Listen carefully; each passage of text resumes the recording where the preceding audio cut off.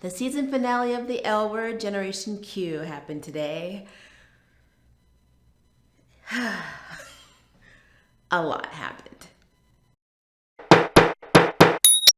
Hi guys, my name is Maria Park and this is Approach to Nerd, and in this episode we are reviewing the LWGenQ episode 8, the season finale, entitled A Lapse in Judgment. This episode has really set us up for season 2 of Generation Q.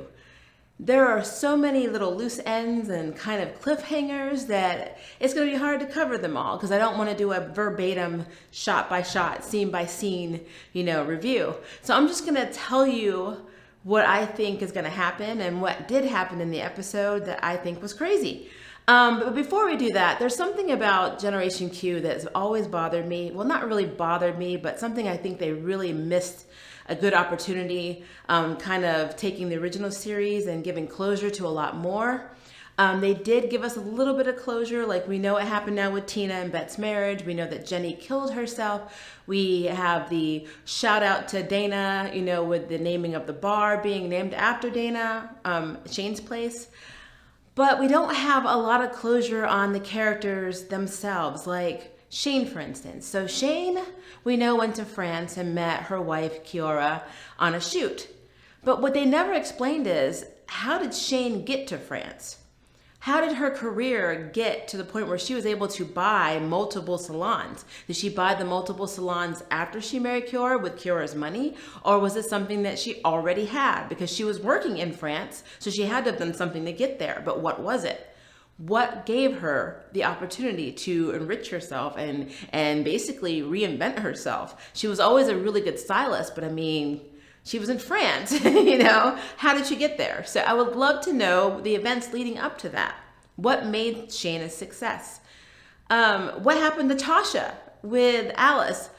How did Alice get her talk show? These are two major things.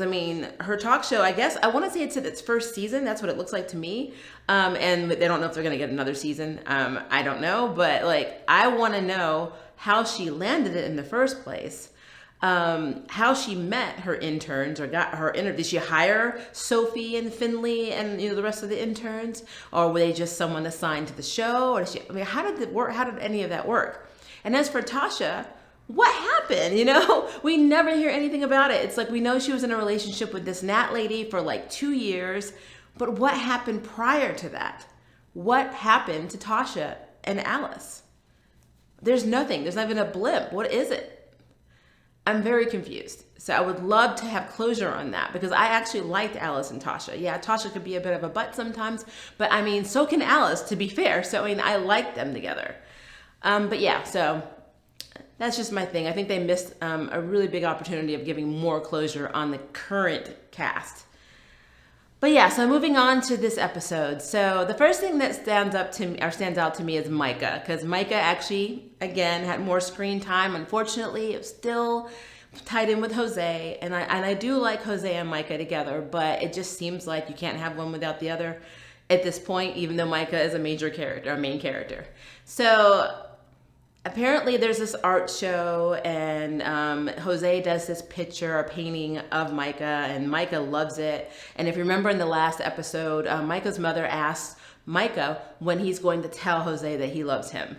And so it does happen in this episode after this scene where he sees this really beautiful painting that Jose did of Mica, saying, and Jose's like, "This is how I see you." It was a very, very, very cute moment.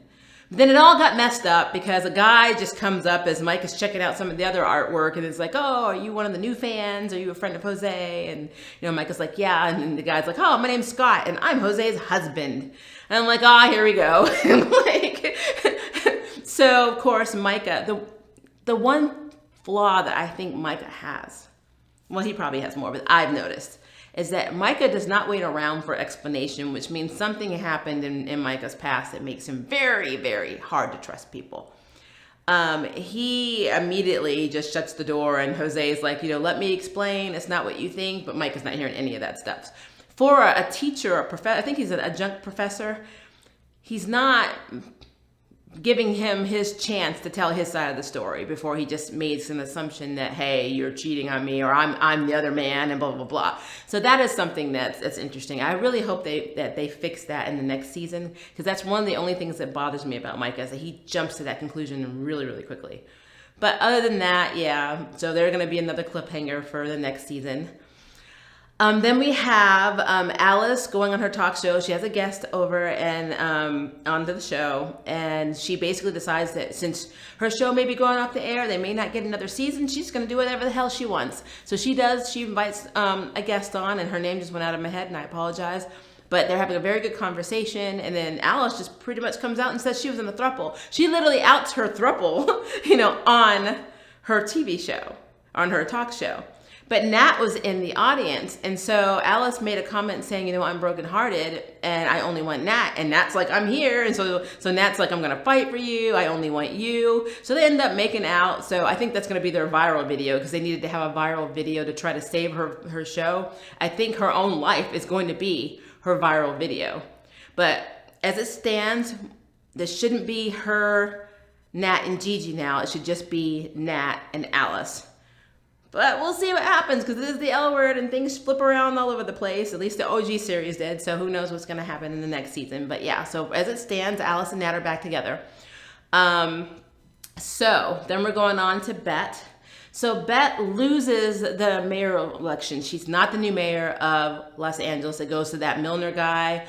And then we find out that Milner offers Bet kind of like the head of this task force to take on the opioid crisis. But actually it's just a front so the public can view him as actually, caring, according to Danny, because Danny learns from her father when she's having a discussion with him about her running off and marrying Sophie in Hawaii, that that the whole thing is a front, that her dad and Milner made this whole business deal way before he got elected. So actually it's just a setup for Bet. So Bet takes that really hard. It gets really depressed, and Angie drags her out hiking, and they have this moment where they go to the cliff where we learn they had taken Kit's ashes and thrown them on this cliff. I guess she liked that area. But something interesting that happened is during the election, there was a character named Maya who was a reporter who was covering the election, who tried to get a blurb from Bet, and they had a moment. Well, when they're walking or hiking down the hill, Maya's coming up the hill with her dog, and Maya asked Bet out. And by the end of the episode, Bet's going to meet her for a date. So Maya may be the new Felicity in Bet's life, only not as controversial because Bet's not running for office anymore. So yeah, so that happened. And then we get to Finley, Sophie, and Danny. The triangle we didn't know was happening, but I kind of felt like was happening since 2 episodes ago. Sophie is extremely confused now. She is having all of these feelings. Finley actually pays attention to her, actually wants to know how she's feeling. They're best friends. And so Sophie is basically attracted to Finley. And there's 2 points in the episode where she's crying about it over the kiss that happened because she cheated with the kiss. And then later, after the show was recorded, they slept together. And Danny has already asked Sophie to run away to Hawaii after her next work shift, and just get married in Oahu. And she's buying the ticket. At this point, she bought the tickets. And Sophie's sitting here okay, I'm attracted to Finley, but I also have Danny, who I'm engaged to, and she's just a mess. There's a scene where she's laying in bed with Danny, and Danny's cuddling her, and she's crying, and she's like, "Are you scared about tomorrow?" And I'm gonna take care of you. I'm learning, but I'll always be there for you. And I'm like, oh, if only you had said that in the earlier episodes where Sophie felt like you weren't connected to her and didn't have time for her and didn't want to be with her and didn't call her pretty anymore. I am not justifying cheating by any scope of the imagination, but Danny is not victimless in this scenario in terms of her relationship with Sophie. Because there were times where she was a biatch to her, and she was just reaching out to her. And again, I do not support cheating. I'm just saying that Sophie being in this confusion state between the two is a little bit understandable, but she should never have acted on it. And in the episode, Finley even says, you got to bury it down. Sophie's coming closer to her, getting, trying to kiss her, and she's like, bear it down, and then they end up, sleeping together. But what's so interesting is how it affects Finley. Finley has such a guilty conscience. Finley runs to Rebecca's house and is like confessing all this stuff and saying that, you want me to find self-love, because I guess Rebecca says you need to find a way to love yourself. And she's like, I don't even like myself. And I think I just really messed up Sophie, which technically it takes two to tango. But she's so guilty, and she's decided to just leave LA and go to her sister's wedding, which I don't know how that's going to work, because from what I thought, my interpretation was her family didn't really seem all that welcoming to her, probably because they're very religious and she came out as a lesbian. But she's flying back to Kansas City to go to her, is it Kansas City? I think, yeah, she's Kansas City, Missouri. Okay, so she's going back to her sister's wedding, or going to the wedding, and she's supposedly coming back, but I don't know. So, but the end of the episode for them, it's interesting because you see Sophie goes to the airport and she's looking at the flight index, and she sees the flight, I think it's Blue Jet, going to Honolulu, and then she sees the Kansas City. And so you see her make a decision. She's either A, running to Honolulu, B, running towards Finley to Kansas City, or C, running the heck out of the airport in general, not choosing either of them, which is what I hope she does. I hope she's like, you know what? This is a completely messed up situation. I shouldn't be married to be with Danny. I really shouldn't be with my best friend. I need to think about me, concentrate on me, and realize that I messed up. I cheated, and I need to figure out what's going on with myself. So me and myself are gonna go out this door. And the only reason I'm thinking she left the airport is because everyone seemed to be going in and down, and she's going the opposite direction. It looks like she's leaving in a hurry. So she could have been smiling at the escalator doors leading back out of the airport, meaning freedom. But she could have been gone. She could have been going to Finley, or she could have chose Danny. All I know is that the way they shot that was amazing, and I've never wished that I understood the layout of LAX more than I did in that moment. Because I think I've only flown through LAX twice, and not enough time to actually memorize where everything is to try and get a clue as to, oh, okay, this is definitely where you go to Hawaii. This is definitely American Airlines. I was really trying, but I don't have it memorized. I don't have a blueprint, so I don't know what she did. But I am hoping that she ran out of that airport. Because for me, that would be the most empowering thing she could do for herself, is to separate herself from this situation she's half gotten herself into and half has been put into by other people. So yeah, I really hope that that's the decision that she made. So yeah, that's a thing. And then the last thing that happened is Shane and Chiara. So Chiara has a miscarriage. And she, like any woman who's gone through trauma, she lashes out at Shane about it. Basically saying, you wish this was going to happen, and do you want to try again soon? And Shane's like, of course I would like to plan, because again, Shane is not opposed to having children. She's freaked out about being responsible for another life. That is it. In a marriage, you have your partner who's a full-on adult, and even though you're responsible for each other, if something happens and you break up, you're not leaving a child behind. You're leaving a partner who could move on with someone else. You can't do that with a kid. Once you're in that kid's life, unless you're a deadbeat, that kid is yours forever. So Shane is terrified, because Shane was abandoned by her mother, who was on drugs, and her father, who was a womanizer and alcoholic. So I mean, she has issues. So yeah, it's difficult for her. She loves her wife, but she's not ready to have a kid. So they have it out, and Chiara's like, I kept this ring. She threw the ring down at Shane, and she walks out. So it looks like Chiara's like, I lost the baby, and I don't need you. So that's what it looked like to me. It looked like she was like, I'm done. Shane sits on the floor holding the ring crying, but at the near end of it, she finds this dog that's like eating out of the trash, like a stray. And then she puts the dog in her car, and she's like, you okay? And the dog's just looking like whatever. And so she's driving home with this dog. And to me, it's such a cute scene, but it's also kind of like a step forward. Shane is taking responsibility for another life that cannot take care of itself, a dog. I have a dog. I also have a daughter. So I know the responsibility it takes for both. And having a dog is like having a child. So it's almost like she's training herself with this stray animal to try and make it work with her wife. And maybe if she can make this animal, or she can successfully care for this puppy or this dog, she'll get more confidence, and then Chiara will want to come back, and then they can try the baby thing. That's what I got out of that scene. I don't know if that's what's actually happening, but I try to look at, into deeper meanings of the writing of scenes. So I'm hoping that that's what the writer's room was talking about or thinking about when that scene was made, because that is the ultimate training tool, a pet. First the dog, then the kid. So I like it.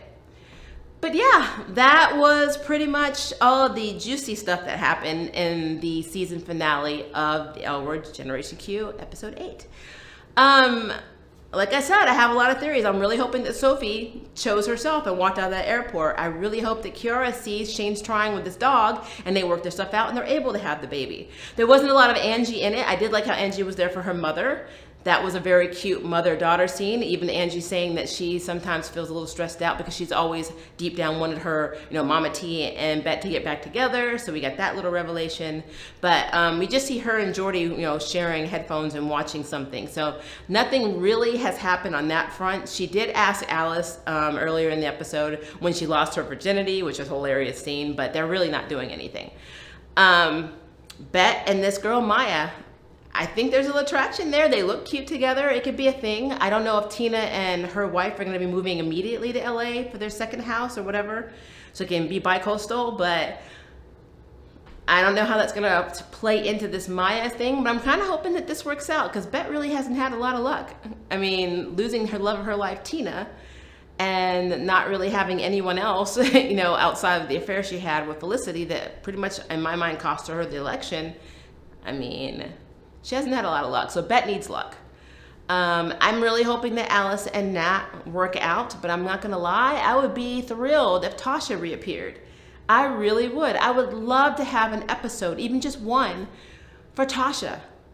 I love Carmen too. To me, Shane and Carmen have always been endgame. I like Chiara. She's cute. She's bubbly, very optimistic, has a nice voice, but I've always seen Carmen and Shane together, that's just who my OG couple. They're like Bet and Tina, and Alice and Dana to me. They were like the canon LG couple. I really wanted, L-word couple. I really wanted them together, but and the actress is willing to come back. They just haven't asked, so But yeah, so we'll see what happens with that with Shane and Chiara and the dog. Hopefully the dog will be alive in season 2.